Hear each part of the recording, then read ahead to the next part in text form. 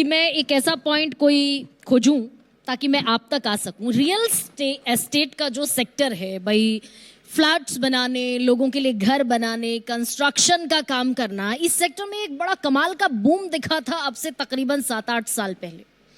आज की तारीख में वो बूम और वो इंटरेस्ट लोगों में बहुत ज़्यादा नहीं है, अफोर्डेबल नहीं है। क्या चैलेंजेस हैं रियल एस्टेट सेक्टर में और क्या उम्मीद है आपको देश की वित्त मंत्री से कि वो सारे चैलेंजेस को कंसीडर करेंगी, एड्रेस करेंगी? देखिए, मैं आपको बताना चाहता हूँ कि 90s के बाद यहाँ पे होम लोन का प्रचलन शुरू हुआ। लोगों ने होम लोन लेना शुरू किया घरों के लिए। उससे पहले होता था रिटायरमेंट होने के बाद जब रिटायर हो जाएंगे तभी हम जो है घर बनाएंगे। तो जब अब 90s के बाद जब जो है मनमोहन सिंह सरकार आई थी तो उन्होंने होम लोन के लिए, गाड़ियों के लोन के लिए एक रिफॉर्म इकोनॉमी में लेके आए थे, जिसकी वजह से जो है लोगों ने अपना घर करना शुरू किया। जो आप बूम की बात करें तो वो बूम उस समय इस वजह से आया था 90s। लोगों किसी को घर था ही नहीं, उसमें शुरुआत वहाँ से हुई थी। उसके बाद जो 2005-06 तक ये अच्छा बूम चला था और 8 के बाद जब रिसेशन पूरे वर्ल्ड के अंदर आया था तो थोड़ा बहुत रिसेशन यहाँ पर उस समय आया था उसका।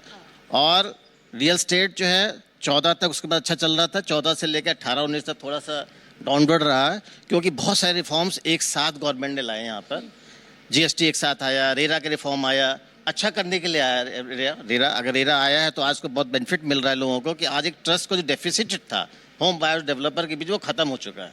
अब होम बायर को मालूम है अगर मैं ये डेवलपर के यहाँ फ्लैट बुक करता हूँ, निश्चित समय मुझे समय पे नहीं मिलेगा तो हमारा हक वहाँ मारा नहीं जाएगा, मुझे अपना हक मिलेगा। चैलेंज कर सकते हैं, आप कुछ भी कर बहुत है। ट्रस्ट एक दोनों के बीच में ट्रस्ट जो डेफिसिट है वो खत्म हुआ है।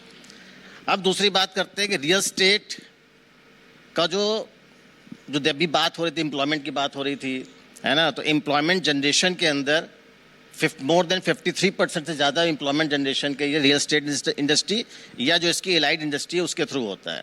GDP में जो कंट्रीब्यूशन है वो 8% डायरेक्टली जो है रियल स्टेट देता है और इनडायरेक्टली इंडस्ट्री जो सीमेंट हो गई, स्टील हो गई है, कॉपर हो गया, एल्युमिनियम हो गया, इन सब का भी 45% शेयर है। तो टोटल अगर हम GDP की बात करेंगे तो 53% जो है इकोनॉमी में अपना शेयर वो रखता है, इन्फ्लुएंस करता है। लेकिन अभी भी उसके बावजूद एक इंडस्ट्री के तौर पर रिकॉग्निशन नहीं है रियल एस्टेट की। अब उसके लिए बात है कि अब ये भी है ना कि मकान बन जाए। जब लोगों के अंदर बाइंग कैपेसिटी नहीं होगी, जेब में पैसा नहीं बचेगा तो मकान खरीदने कैसे जाएगा? ये कंसर्न है, लोगों की जेब में पैसा नहीं है। ओके। उसका अब हमें गवर्नमेंट से कोई सब्सिडी नहीं चाहिए। हमें ऐसा रिफॉर्म चाहिए जिससे कि लोगों के जेब में पैसे बचे। तो एम्प्लॉयमेंट जनरेशन पर भी इशारा है। जनरेशन भी होगा उसके थ्रू, जब काम होगा तो एम्प्लॉयमेंट मिलेगा, डायरेक्ट इनडायरेक्ट एम्प्लॉयमेंट मिलेगा। और जब लोग घर ही नहीं खरीदेंगे अगर तो एम्प्लॉयमेंट नहीं हो पाएगा। एब्सोल्युटली। तो हम कुछ चीजें कहते हैं जैसे कि मान लीजिए हम घर को सस्ता कैसे करें, एफोर्डेबल कैसे बनाए, लोगों के रीच के अंदर कैसे लाएं। तो सबसे पहले तो ये है कि अगर हम आज हमें जो है कंस्ट्रक्शन लोन लेने के लिए 15-16% से कम में ब्याज पे पैसा नहीं मिलता, बैंक नहीं देती है। अगर हमें इंफ्रास्ट्रक्चर स्टेटस मिल जाए या इंडस्ट्री का स्टेटस दे दिया जाए इसको, तो जो लोन्स है कंस्ट्रक्शन के लिए वो 10-11-12% मिलेगा। प्रशांत जी, तो ये तो लॉन्ग अवेटेड एक आपकी विश है ना, long awaited, much awaited wish, long awaited है, लेकिन अपनी हिम्मत नहीं हारना ना। हमें तो अपनी मांग लगातार करते रहना है, कभी ना कभी समझ में आएगा ना। क्योंकि अगर हम विकसित भारत अगले 25 साल बनाना है तो हमें करना पड़ेगा।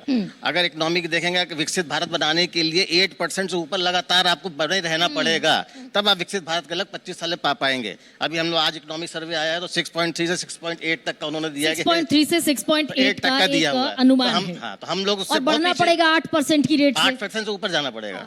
तो हम लोग अभी बहुत पीछे हैं। तो उसके लिए हम ये चाहते हैं कि इसका इंफ्रा का स्टेटस दिया जाए, तो कंस्ट्रक्शन जो होगा वो लोन कम होगा, तो कंस्ट्रक्शन का जब कम होगा तो एंड यूजर को उसका फायदा मिलेगा।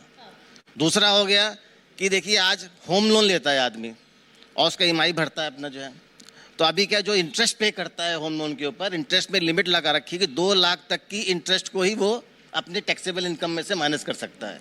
तो हम ये चाहते हैं कि जो इंटरेस्ट पे कर रहा है वो 100% टैक्सेबल इनकम से बाहर होनी चाहिए होम बायर की।